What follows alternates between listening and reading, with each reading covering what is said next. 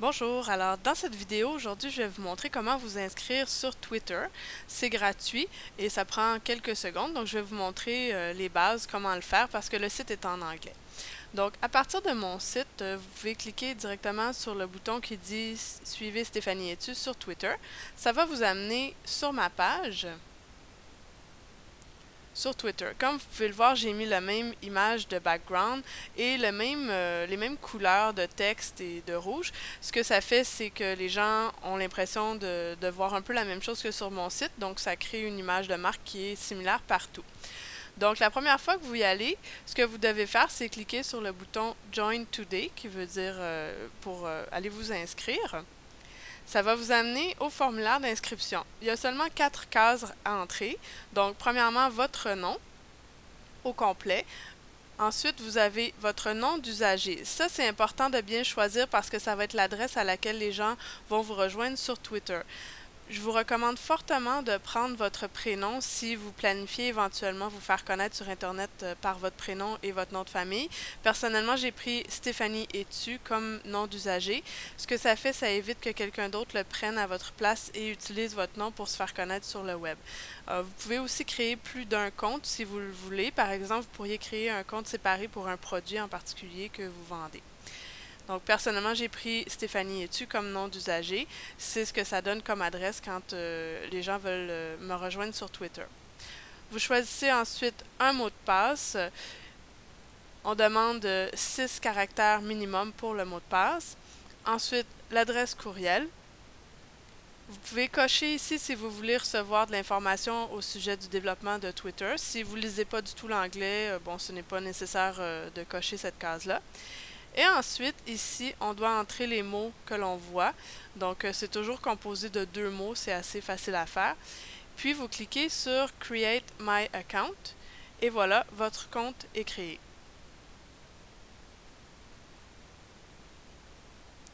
Une fois que vous êtes à l'intérieur, donc on va aller dans mon compte à moi.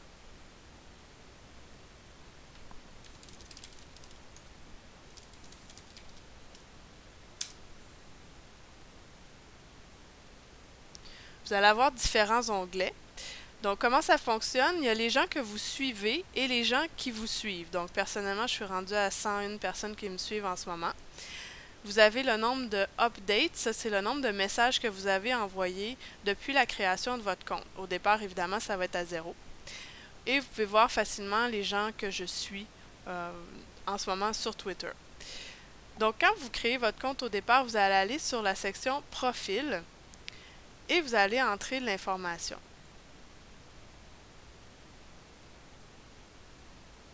En fait, non, c'est sur Settings, excusez-moi.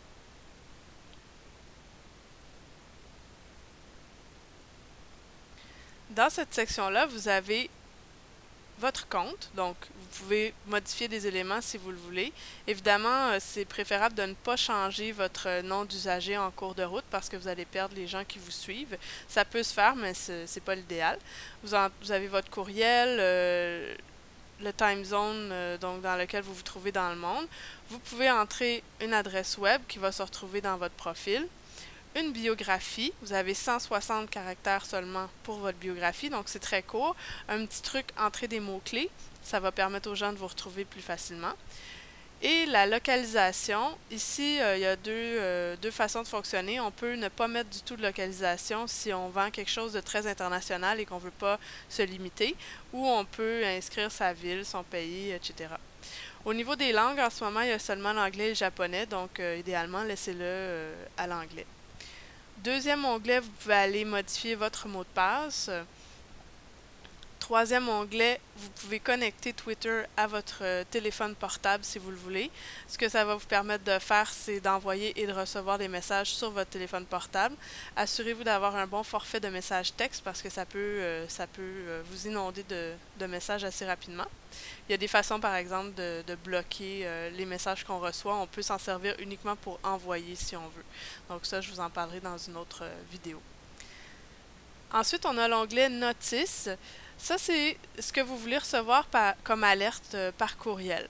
Donc, premièrement, il y a Auto Nudge. Ça, c'est pour vous envoyer un courriel si vous n'avez pas été publié ou accéder à votre compte pendant 24 heures. Personnellement, j'y vais presque tous les jours, donc j'ai pas d'intérêt pour moi à être avisé de ça. Par contre, j'aime bien recevoir un courriel quand quelqu'un s'ajoute, donc quand quelqu'un décide de me suivre sur Twitter. Donc ça m'envoie un courriel. Ensuite, il y a la possibilité d'être avisé quand vous recevez un message direct, parce qu'on peut envoyer des messages privés aussi sur Twitter.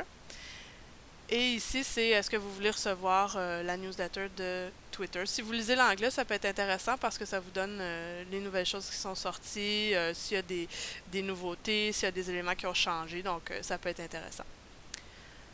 Ensuite, votre photo. Très important d'aller placer une photo. Idéalement, choisissez une photo qu'on voit bien votre visage.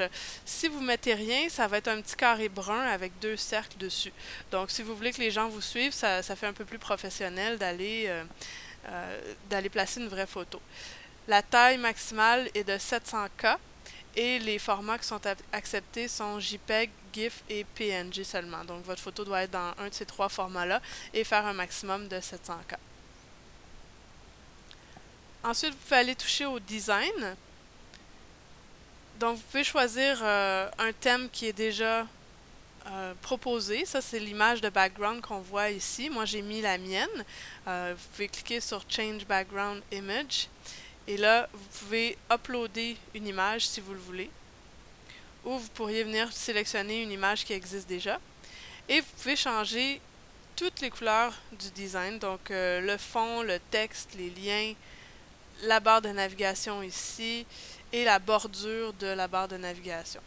Donc, vous pouvez vous amuser, jouer avec les couleurs un peu. Ça vous permet de personnaliser votre profil sur Twitter et de le rendre similaire à votre site à vous.